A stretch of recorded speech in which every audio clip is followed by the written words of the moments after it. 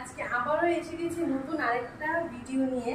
তো আজকে বানাবো বড় চিংড়ি মাছের কারি। তো এটা আমি এনেছি কেরালার একটা পালায়াম ফিশ মার্কেট থেকে। এখানে সব থেকে বড় মাছের বাজার। এখানে আজকে আমি এই সাইজেরটাই পেয়েছি, অন্য সময় আরো বড় হয়, আর একটু বড় থাকে। তো আজকে আমি এই সাইজেরটাই পেয়েছি। তো দেখুন, তো আজকে আমি এটাকে কারি করে বানাবো। ধনেপাতা, টমেটো আর যা যা লাগে সবকিছু দিয়ে ওটাকে ভালো করে কষা কষা করে এখানে বানাবো। তো এটাকে আমি ভালো করে পরিষ্কার করে বেছে ধুয়ে তারপর আমি আপনাদের কাছে আসব। আমার চিংড়ি মাছ খুবই পছন্দের একটা মাছ। আর কার কার চিংড়ি মাছ খুবই পছন্দ সেটা অবশ্যই কমেন্টসে বলবেন। আর আমি আপনাদের সময় নষ্ট একদমই করব না। আমি এই সবকটা মাছকে আমি এখানে ধুয়ে কেটে সব পরিষ্কার করে তারপর আমি আপনাদের কাছে আসবো, এসে আমি দেখাবো। তাই এখন আমি এটাকে পরিষ্কার করে আপনাদের কাছে আসছি। এখানে চিংড়ি মাছটা বেছে ধুয়ে নিয়েছি, আর এখানে গোটা পেঁয়াজটা রয়েছে, এটাকে কাটবো। আর এখানে মশলা আছে। তো চিংড়ি মাছটা মশলা দিয়ে মাখানোর আগে আমি আগে গ্যাসটাকে ধরিয়ে দেব। তো আমি এখানে গ্যাসটাকে ধরিয়ে দিচ্ছি। গ্যাসটা গরম হতে হতে আমি ততক্ষণে হলুদ আর লবণ দিয়ে মাছটাকে মাখিয়ে নেব। তো আমি এতে এখন সবার আগে হলুদ আর নুন দিয়ে মাখিয়ে নেব। এখানে আমি 1.5 চামচ হলুদ আর 1 চামচ লবণ দিয়েছি। এবার মাছটাকে আমি ভালো করে মাখিয়ে নেব। ভালো করে মেশাতে হবে, যেহেতু মাছটাকে ভাজবো। হলুদ আর লবণ দিয়ে ভালো করে মিশিয়ে নিলে মাছটা ভালো ভাজা হয়। আর চিংড়ি মাছ এমনিতে একটু শক্ত থাকে, এটা ভাজলে একদম শক্তই থাকে, ভেঙে যায় না, ভেঙে যাওয়ার ভয়ও থাকে না। তো আমি চিংড়ি মাছটাকে ভালো করে হলুদ আর লবণ দিয়ে মাখিয়ে নিয়েছি। এবার আমি কড়াতে তেল দিয়ে দেব, তেলটা গরম হবে। তারপর আমি কড়াতে এখন তেল দিয়ে দিচ্ছি গরম হওয়ার জন্য। আমি আর তেল দেবো না, এবার মাছটাকে ভাজবো। তো এখানে আমি চিংড়ি মাছের মশলা মাখিয়ে নিয়েছি, কড়াতে তেল দিয়েছি, গরম হয়ে গেছে। এবার আমি এক এক করে কড়াতে মাছগুলো দিয়ে দেব ভাজার জন্য।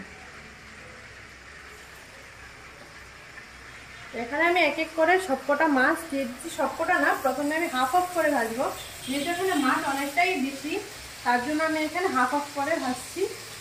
তো আমি এখানে দিয়ে দিচ্ছি এক এক করে মাছগুলো। এগুলো ভাজা হবে, তারপরে বাকি মাছগুলো কড়াতে দেব। তো এখন মাত্র এগুলো দিয়েছি, এগুলো ভাজা হোক, তারপরে আমি বাকি মাছগুলো দেব। আমি কড়াটাকে এইভাবে ঘুরিয়ে ঘুরিয়ে দিচ্ছি। মাছটা দিয়েছি, যেহেতু চিংড়ি মাছ সেটা ভাঙার কোনো চান্স থাকে না, ভালোইভাবে ভাজা হয়ে যায়। তো আমি এইভাবে এটাকে ঘুরিয়ে ঘুরিয়ে দিয়েছি। তো মাছগুলো প্রায় বেশি ভাজবো না। যদি চিংড়ি মাছ বেশি ভাজা হয় তাহলে চিংড়ি মাছটা পুরো একবারে শক্ত টাইট হয়ে যায় এবং খেতেও ভালো লাগে না।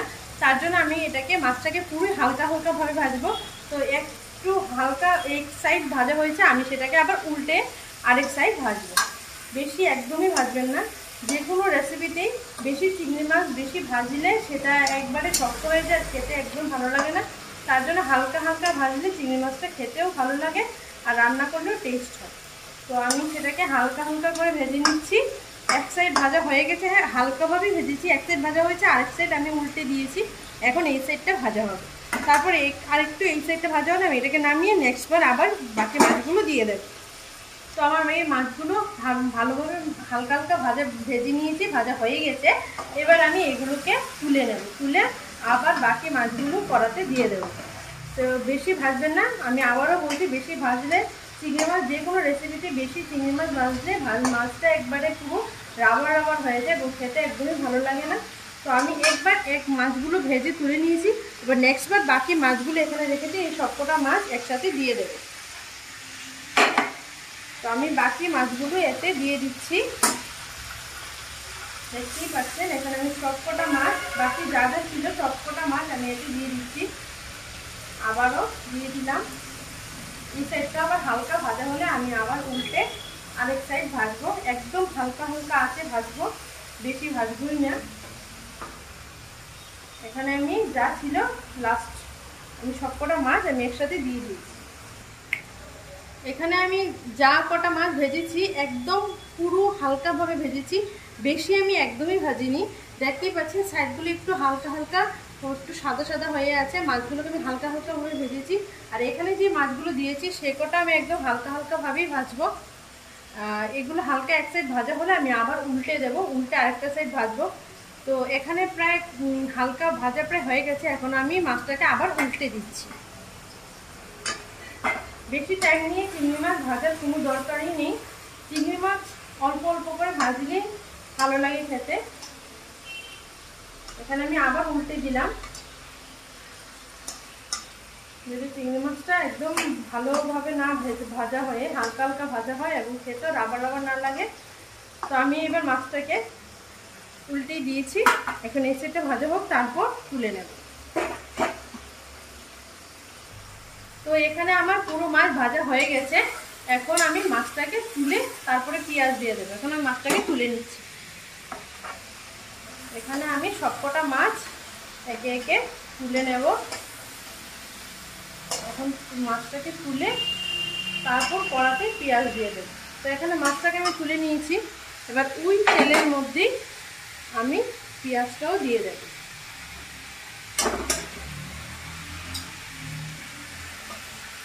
তা আমি কড়াতে এখন পেঁয়াজ দিয়ে দিচ্ছি মাছটা রান্না করার জন্য। এখানে আমি বড় গোটা 3টে পেঁয়াজ নিয়েছি, আপনারা চাইলে এর থেকে কম বা এর থেকে বেশিও নিতে পারেন। তো আমি এতে গোটা 3টা পেঁয়াজ দিলাম। এবার আমি পেঁয়াজটাকে ভেজে নেব ভালো করে। তো পেঁয়াজটা ভাজা হতে হতে আমি টমেটোটাকে, এখানে যেহেতু আমি টমেটো দেব, তো টমেটোটাকে আমি এখন কেটে নেব ততক্ষণে পেঁয়াজটা। তো এখানে পেঁয়াজটা ভাজা হতে হতে আমি এখানে টমেটো আর এখানে ধনেপাতাটাকে আমি এখানে কেটে নেব। তো এখানে টমেটোটাকে আমি আগে কাটি। এই টমেটোটাকে আমি একটু ছোট ছোট পিস করেই কাটবো, যাতে যখন রান্না করব তখন টমেটোটা যাতে একেবারে বোঝা না যায় সেরকমভাবে কাটবো, যাতে টেস্ট আসে কিন্তু যাতে টমেটোটা না দেখা যায় এরকমভাবে কাটবো। তো আমি এখানে টমেটোগুলোকে একদম ছোট ছোট পিস করে কাটছি, এভাবে একদম ছোট ছোট করে। পেঁয়াজটাকে আমি আবার একটু নেড়ে দেব, একটা সাইড ভাজা হয়েছে আবার একটু ভাজা হবে। তো পেঁয়াজটাকে আমি আবার এইভাবে আমি নেড়ে দিয়েছি যাতে পেঁয়াজটা ভালো করে ভাজা হয়ে যায়। এইভাবে ভালো করে একটু নেড়ে দিতে হবে। আর চিংড়ি মাছে বেশি এই রান্নাটায় বেশি তেল দেওয়ার প্রয়োজন নেই, কারণ চিংড়ি মাছে আমরা জানি সবাই সামান্য একটু তেল থাকে চিংড়ি মাছে। তো ছোট বড় যে কোনো মাছ রান্না করলে পেঁয়াজটা যখন ভাজবে তখন একদম অল্প তেল দিয়ে পেঁয়াজটাকে ভাজতে হবে। তো এখানে আমার পেঁয়াজটা ভাজা হয়ে গেছে প্রায় মোটামুটি। এবার আমি মাঝখানটায় একটু সাইড করে এখানে আমি হাফ একটা রসুন নিয়েছি, সেই রসুনগুলো আমি এতে দিয়ে দেব। তো রসুনটা একটু হালকা হালকা ভাজা হবে। রসুনটা ভাজা হতে হতে রসুনটাকে এইভাবে পেঁয়াজের সাথে মিশিয়ে দেব। এবার আমি দিয়ে দেব এখানে 2টো টমেটো। এখানে আমি 2টো টমেটো দিয়ে দিলাম। এবার আমি এটাকে ভালো করে ভেজে নেব যতক্ষণ না পর্যন্ত টমেটো দিয়ে জলটা ছাড়ে। তো আমি এখানে পেঁয়াজের সাথে মিশিয়ে নিয়েছি। এবার আমি এতে দিয়ে দেব একটু লবণ আর একটু হলদি। তো আমি এখন এতে দিয়ে দেব 1 চামচ হলদি আর 1 চামচ লবণ। 1 চামচ না, হাফ চামচ লবণ দিয়ে দেব। হাফ চামচের মতো লবণ দেব, পরে লাগলে আবার দেব। এখন আমি হাফ চামচ লবণ দিয়ে দিয়েছি। এবার আমি এটাকে মিশিয়ে নেব। এখন টমেটো দিয়ে অনেক জল ছাড়বে, তারপর মশলায় আমি এখানে দেব। এখন এটাকে আমি ভালো করে মিশিয়ে নিচ্ছি। টমেটোগুলো দিয়ে অনেক জল ছাড়বে, তার জন্য আমি এখানে এক্সট্রা করে জল দিলাম না। তারপর জলটা ছাড়লে, যখন টমেটোর জলটা শুকিয়ে যাবে তখন আমি এতে জল দিয়ে তারপর আমি বাকি মশলাগুলো এখানে দেব। এভাবে একটু ভালো করে মিশিয়ে নিতে হবে। মশলাটাই মেন, যেহেতু আমি চিংড়ি মাছের এখানে একটু কষা কষা মতো করব, তো তার জন্য এখানে মশলাটাকে ভালো করে এইভাবে একটু মিশিয়ে নিতে হবে। আপনারা চাইলে রসুনটাকে পেস্ট করেও দিতে পারেন, আমি এখানে গোটা দিয়েছি। এবার আমি এতে সামান্য একটু জল দিয়ে দেব। এখানে আমি হাফ কাপের মতো জল দিয়েছি। এবার আমি এক এক করে মশলাটা এতে দিয়ে দেব। তো এখানে আছে, এখানে আমি প্রথম দিয়ে দিচ্ছি 1 চামচ জিরে, 1 চামচ ধনে, 1.5 চামচ দেব লঙ্কা গুঁড়ো, আর এখানে 1 চামচ দেব কাশ্মীরি রেড চিলি পাউডার। দিলে কালারটা একটু ভালো আসবে। আর হলুদ আর লবণ আমি আগেই দিয়ে দিয়েছিলাম। ভিডিওটাকে একদম স্কিপ না করে পুরোটা ভিডিও দেখবেন, তাহলে বুঝতে পারবেন রান্নাটা কিভাবে করেছি। ভিডিওটাকে একদমই স্কিপ করবেন না। তো এখন আমি মশলাটাকে এইভাবে মিশিয়ে নিচ্ছি। জলটা শুকিয়ে যখন তেলটা ছাড়বে তখন আমি মাছগুলো এতে দিয়ে দেব।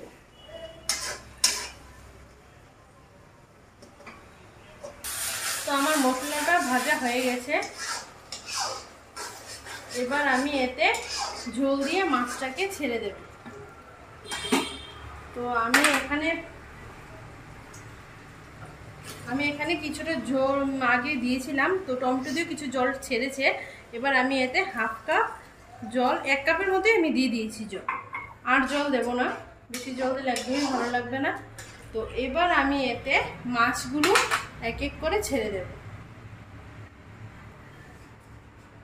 আমি এতে সবকটা মাছ এখানে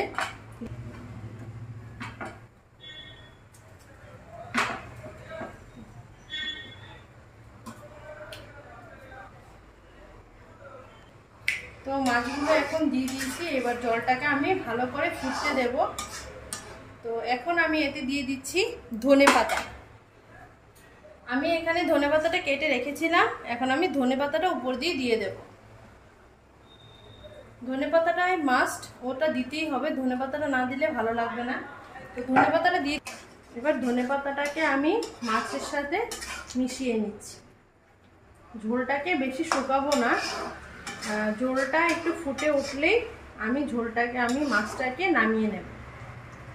তো এখানে আমার প্রায় মোটামুটি হয়ে গেছে। এবার ঝোলটাকে আমি ফুটতে দেব।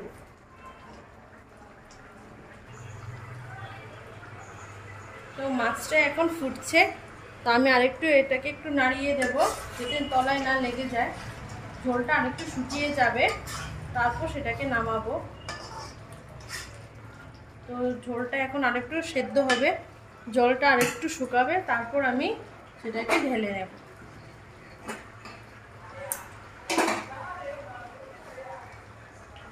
আপনারা কিভাবে চিংড়ি মাছ রান্না করেন সেটা অবশ্যই বলবেন, আর নতুন কোনো রেসিপি থাকলে সেটা কমেন্টসের মাধ্যমে অবশ্যই বলবেন। আমি সেইভাবে রান্না করার জন্য চেষ্টা করব।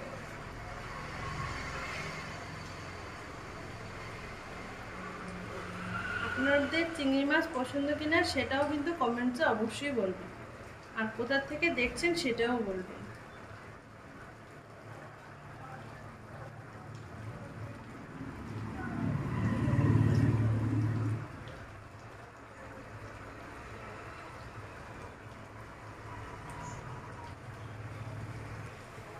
তো জলটাকে আমি এখন আরেকটু ঝোলটাকে নাড়িয়ে দেব। জলটা একেবারে শুকিয়ে একদম মাখো মাখো হয়ে যাবে, ঝোলটা একদমই থাকবে না। যা এখানে ঝোল আছে পুরোটা একদম শুকিয়ে যাবে, শুকিয়ে একদম এই গ্রেভিটা চিংড়ি মাছের সাথে পুরোটা মিশে যাবে। তো সেভাবে আমি এটাকে ভালো করে নেড়ে দিয়েছি। এবার এটাকে ভালো করে আমি শুকিয়ে নেব ঝোলটাকে। এইভাবে ফুটে ফুটে আস্তে আস্তে করে ঝোলটা পুরোটাই শুকিয়ে যাবে আর গ্রেভিটা পুরো মাছের সাথে মিশে যাবে, তারপর সেটাকে আমি নামাবো। তো আমি এটাকে এখন একটু নেড়ে দিয়ে, আমার প্রায় হয়ে গেছে, পুরো শুকনো হয়ে গেছে। একটু করে ঠান্ডা হওয়ার পর এটা এমনিতে আরও শুকিয়ে যাবে। তো আমি এখন এটাকে নামিয়ে নেব। এখন প্রায় পুরো মাখা মাখা হয়ে গেছে, মশলার সাথে পুরো মাখিয়ে গেছে। এখন এটাকে আমি নামিয়ে নেব, এখন আর শুকাবো না এটাকে। তো আপনারা এভাবে বানিয়ে বলবেন যে কীরকম হয়েছে। একবার এরকম স্টাইল করে একবার রান্না করে দেখবেন যে রান্নাটা কীরকম হয়েছে, এবং কমেন্টসে অবশ্যই বলবেন।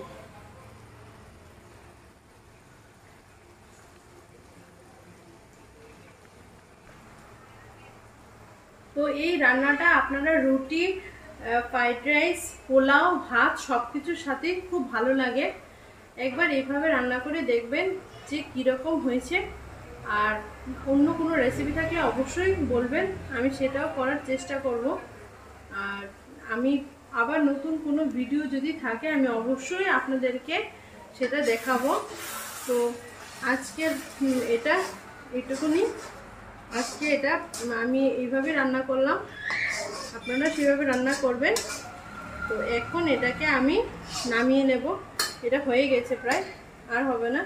ঝোলটা প্রায় মোটামুটি শুকিয়ে গেছে, প্রায় পুরোটাই শুকিয়ে গেছে। ঠান্ডা হওয়ার পর সেটা একবারে শুকিয়ে যাবে। তো আজকের মতো এখানেই টাটা, আবার দেখা হচ্ছে নতুন আরেকটা ভিডিওতে।